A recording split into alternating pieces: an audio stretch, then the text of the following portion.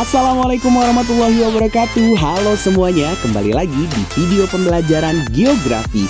Untuk hari ini kita akan melanjutkan materi negara maju dan berkembang part kedua. Selamat menyaksikan.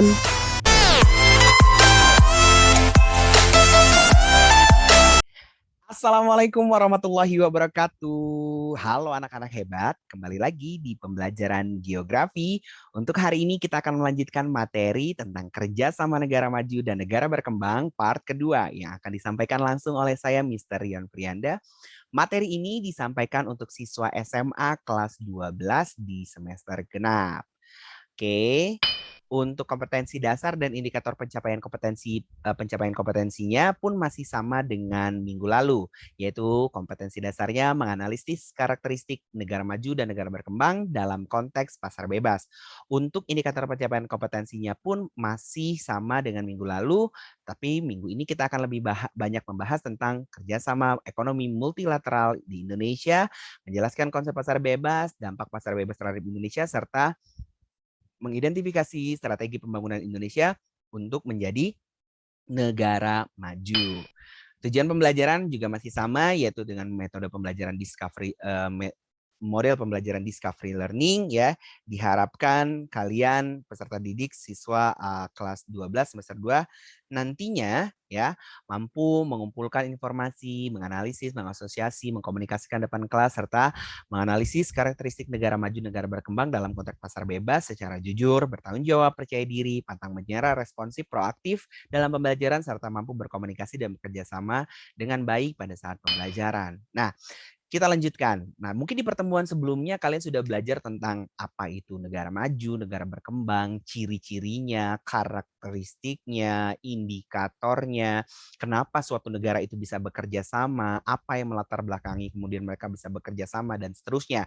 Nah, pertemuan kali ini kita akan membahas lebih ke klasifikasi kerjasama ekonomi multilateral yang terjadi di Indonesia. Nah, di sini kerjasama regional adalah kerjasama antara beberapa negara dalam satu kawasan. Misalnya, kalau di Indonesia kita sendiri bekerja sama dalam ASEAN, tergabung dalam ASEAN, lalu kemudian AFTA, APEC, ya, dan seterusnya. Lalu apa sih yang dimaksud dengan kerjasama internasional? Nah, kalau kerjasama internasional adalah kerjasama antar negara di dunia dan tidak terbatas dalam satu kawasan. Ya, artinya semua negara itu bisa bergabung dalam organisasi ini. Misalnya ya, ada beberapa contoh organisasi yang di bawah naungan PBB. Ada IMF, ya, ada IBRD, ya, ada WTO, ada FAO, ada ILO, ya, ada IFC, ada UNDP dan ada UNIDO. Ya, itu adalah bentuk-bentuk kerjasama multilateral. Ya, oke.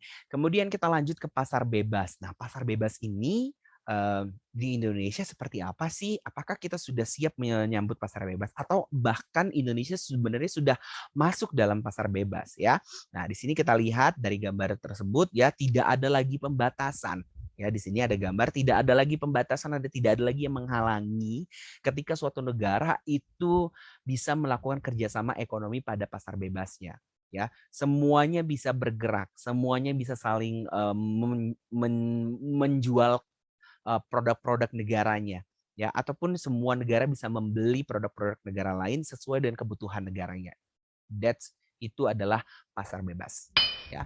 Lalu kemudian kita lihat definisinya biar kita tidak bingung. Sebenarnya pasar bebas itu apa sih? Adakah batasannya? Ini kita lihat. Menurut Adam Smith ya, Bapak ekonomi, Adam Smith menjelaskan pasar bebas merupakan sebuah wadah yang digunakan sebagai tempat penampungan yang dihasilkan oleh setiap individu dengan landasan kebebasan untuk menjalankan sebuah roda perekonomian dan atmosfer perekonomian yang diinginkan oleh mereka.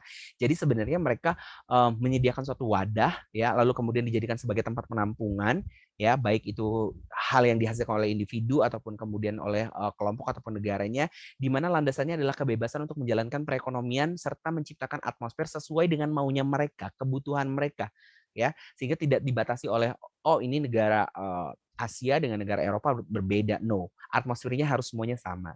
Ya, lalu kemudian jadi tidak ada sedikit pun campur tangan yang bisa dilakukan pemerintah dan jajaran lainnya. Kenapa? Karena pasar bebas ini dia menekankan adalah semua bisa melakukan interaksi jual beli dan seterusnya.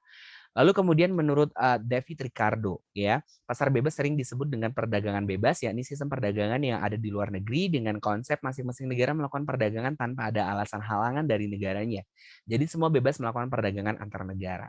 Nah, dari dua pendapat tokoh ya, tokoh ekonomi ini, maka kita bisa sedikit menyimpulkan atau menarik kesimpulan tentang apa itu pasar bebas. Pasar bebas merupakan sebuah konsep perekonomian yang berbentuk pasar, di dalamnya terdapat perdagangan yang dimana semuanya dilakukan atas kehendak dan keinginan sendiri-sendiri, tidak ada yang mengatur ataupun menentukan baik campur tangan dari pemerintah ataupun lainnya. Artinya memang perdagangannya adalah atas asas kebebasan, atas asas mereka boleh melakukan sesuai dengan keinginan mereka selama mereka tidak ada yang merasa dirugikan. Artinya mereka bisa menjual, membeli sesuai dengan yang mereka mau, ya, dengan cara mereka mau. Itulah pasar bebas. Nah, bagaimana dengan ciri-ciri pasar bebas itu sendiri? Kita juga harus membuat identifikasi ya, bagaimana ciri-ciri dari pasar bebas itu sendiri. Yang pertama adalah kepemilikan tunggal atau perorangan atau non pemerintah terhadap segala bentuk alat dan sumber produksi. Lalu kemudian terdapat pembagian kelas atau tahta dalam perekonomian masyarakat, persaingan untuk memperoleh keuntungan sebanyak-banyaknya ya. Itu jelas ya, ciri-ciri pasar bebas pasti mereka ingin mencari keuntungan sebanyak-banyaknya karena tidak ada aturan yang mengatur secara baku ya.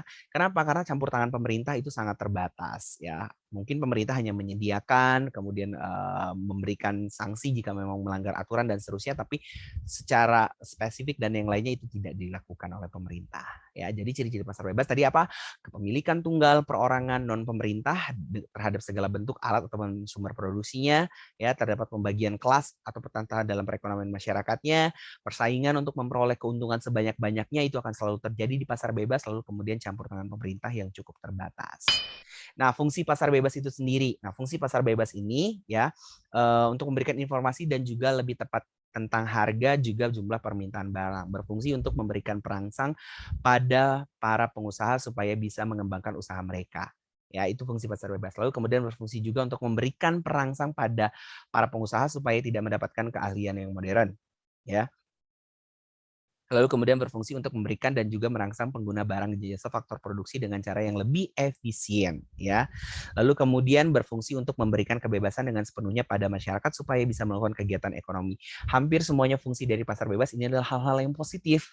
Kenapa? Karena dia lebih banyak memberikan informasi, ya, kemudian perangsang bagi para pengusaha untuk mengembangkan usaha mereka, lalu kemudian memberikan rangsangan bagi pengusaha untuk mendapatkan keahlian yang lebih modern, ya, lalu kemudian penggunaan barang dan jasa faktor produksi yang yang lebih efektif dan efisien, lalu kemudian bagaimana memberikan kebebasan sepenuhnya kepada masyarakat supaya bisa melakukan kegiatan ekonomi tanpa hambatan ataupun tanpa kendala.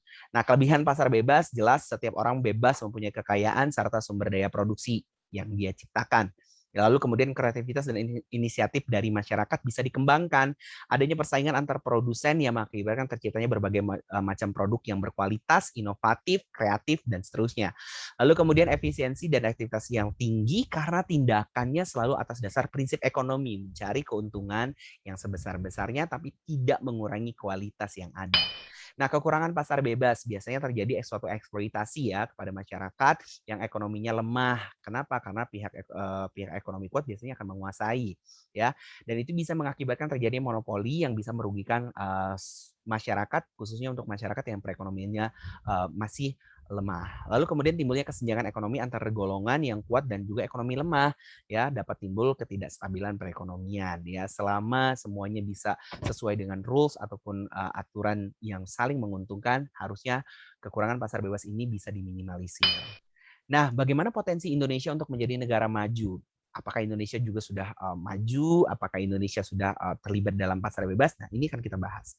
Nah, penduduk dan sumber daya manusia. Indonesia adalah negara dengan jumlah penduduk keempat terbesar di dunia. Penduduk yang besar ini memiliki daya beli yang terus meningkat ya, sangat potensial di mana pasar kita sangat potensial sementara jumlah penduduk yang besar dengan kualitas sumber daya manusia yang terus membaik adalah potensi daya saing yang luar biasa. Indonesia kita ketahui ya, indeks pembangunan masyarakatnya itu terus mengalami perbaikan, peningkatan ya secara persentase walaupun tidak signifikan tapi terus kemudian bergerak ke arah lebih baik.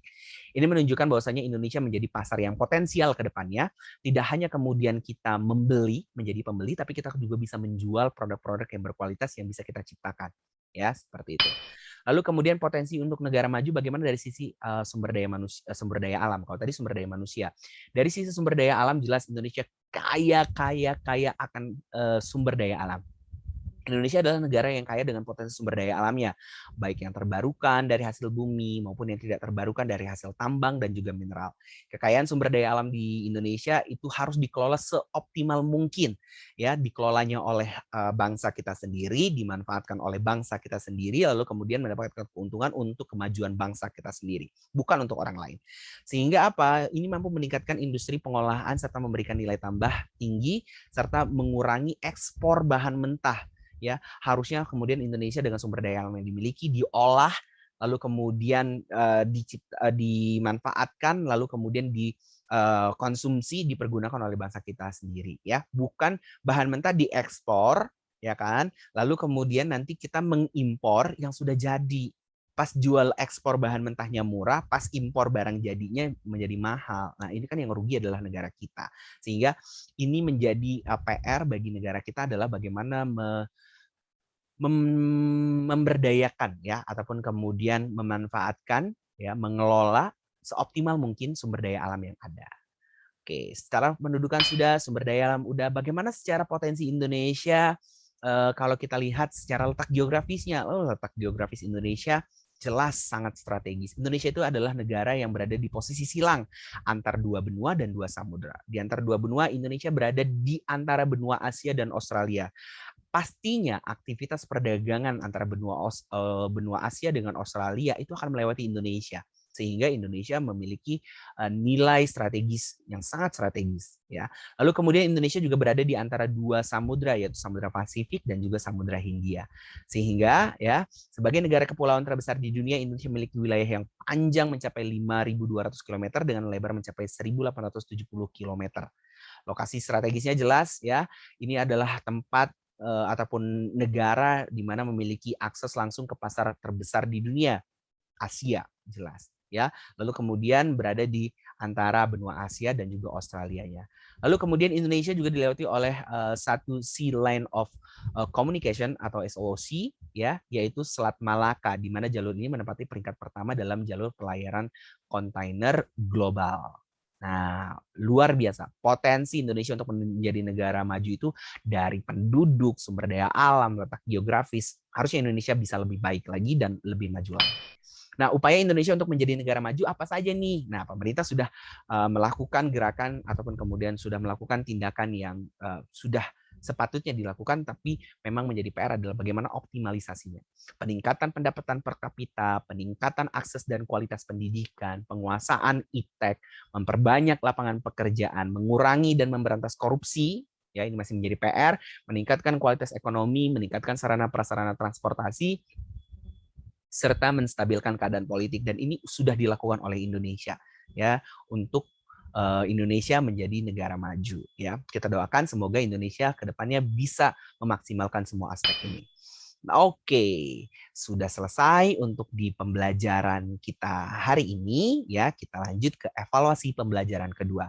Sudah tersedia di layar kalian barcode untuk kalian scan dan kalian akan terhubung ke pengerjaan soal latihan pada pembelajaran kedua negara maju, negara berkembang.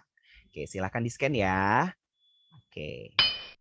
Jangan lupa juga di pembelajaran kedua ini kalian bisa menjawab pertanyaan esai pada kolom komentar yang ada di YouTube. Soalnya adalah jelaskan menurut pendapatmu, sudahkah Indonesia siap bersaing di pasar bebas? Oke, jika iya, mengapa? Jika tidak, mengapa? Silakan ditulis di kolom komentar. Oke, jadi sudah ada dua latihan ya. Ada latihan pengerjaan soal pilihan ganda yang terhubung pada Google Form. Yang kedua adalah soal esai. Silakan kalian tulis jawaban kalian di kolom komentar. Thank you so much for everyone. Terima kasih semuanya yang sudah menyaksikan video pembelajaran ini. Tetap sehat, tetap bahagia ya. Jaga kesehatan semuanya. Saya akhiri. Assalamualaikum warahmatullahi wabarakatuh. Terima kasih sudah menyaksikan. Sampai berjumpa di video pembelajaran berikutnya. Wassalamualaikum warahmatullahi wabarakatuh.